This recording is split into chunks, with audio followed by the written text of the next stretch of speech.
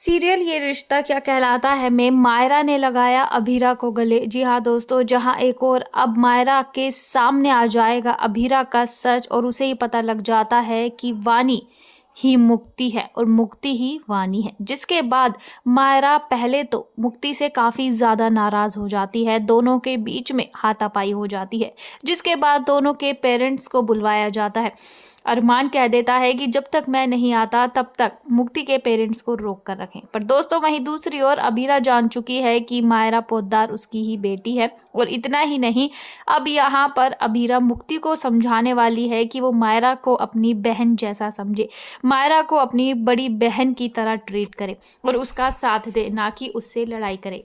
ये बात मुक्ति को समझ नहीं आती है कि आखिरकार उसकी माँ इस तरह की बातें क्यों कर रही हैं और वो तो मायरा को जानती तक नहीं है। पर दोस्तों वहीं दूसरी ओर मुक्ति के दिमाग में 8 साल पहले का धुंधला सच आने लग गया है। जी हाँ, अब यहाँ पर मुक्ति को जब भी वो मायरा का नाम सुनती है और अपनी माँ के मुंह से सुना हुआ मायरा का नाम उसे बार बार कुछ धुंधली यादें दिखाने लग जाता है। जिसके बाद अब यहाँ पर मुक्ति अभीरा से कहती है कि आप मुझे सच सच बताइए, क्योंकि मैंने आपके मुंह से भी कई बार मायरा का नाम सुना है और जब भी मैं ये नाम सुनती हूँ तो मैं परेशान हो जाती हूँ, मुझे चक्कर आने लग जाते हैं और कुछ धुंधला धुंधला सा मुझे याद आता है।